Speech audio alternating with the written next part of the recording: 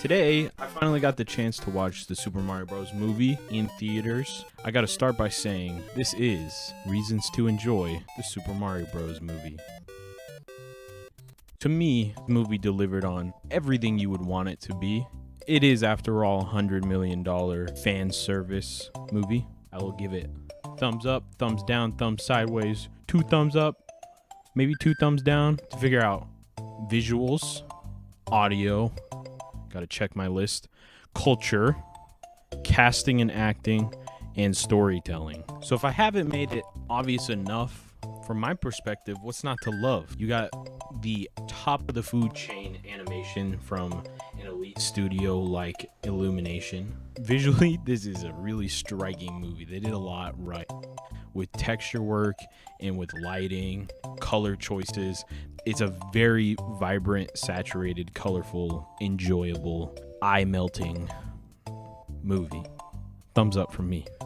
Speaking of audio, I really enjoyed a lot of the touches that they brought with the audio. Very classic 80s tracks in there. Really nice touch playing the DK rap instead of like making something new or scoring it, which could have been nice. It's totally fine to use pre-made songs and sound effects in your movie. Like, you're not supposed to reinvent the wheel when you're making a movie. Let the people who make good music, and you just put it into your movie. I feel like there's nothing wrong with that, so I thoroughly enjoyed that. Audio, thumbs up. Speaking of using pre-existing stuff, Easter eggs. What else is an Easter egg but using pre-existing stuff to pique one's nostalgia? I don't know. I don't know where I was going with that. There's a lot of Easter eggs in this movie. Enough to the point where even if you're not a huge Mario fan, you're bound to catch some of them. Like, again, I don't want to spoil nothing,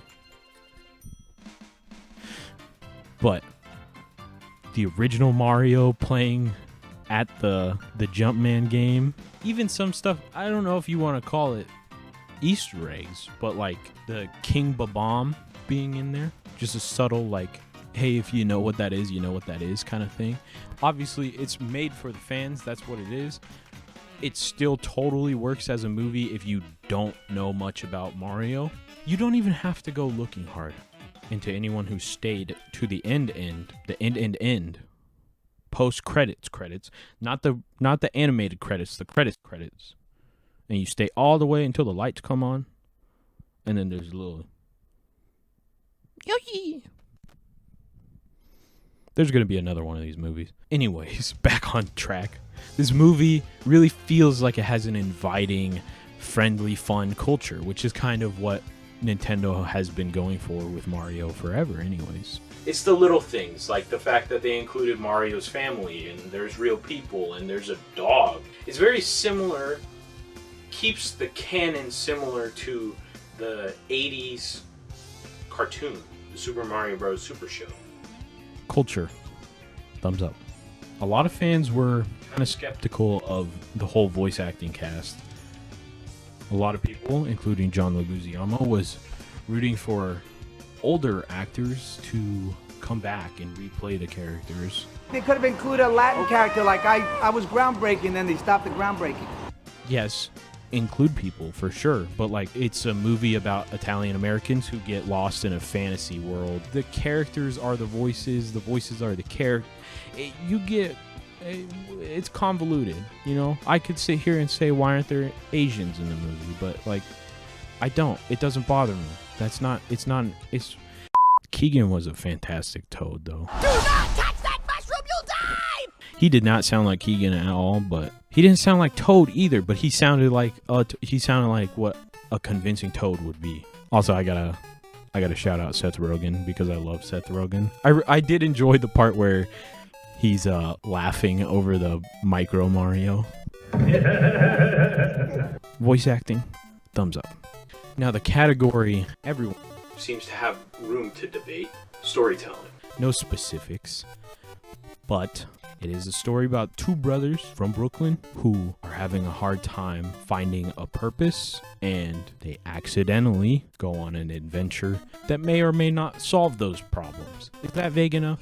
I feel like it's a light and easy story to follow, nothing too complex, which is can be seen as a good or a bad thing depending on who you are, but it is a children's film, so you need to calm down, okay? Children's film, like, you're there for a good time and some cool visuals and video game references, and I feel like they also delivered like a decent story. It wasn't a wow story, I'll admit that. That's fine. I don't think it was trying to be. I don't think it needed to be. I do think, though, it would have been just a hair better if they made you feel something with the Mario Bros, you know? Like, ooh. It's still delivering a positive message to your kids. That's kind of the whole point. It was good. So as long as your only criteria for a good movie isn't how complex and in your face the story is, it's fine. If that's the only reason you enjoy movies is for the storytelling, probably not your movie. Honestly, go read a book. Storytelling,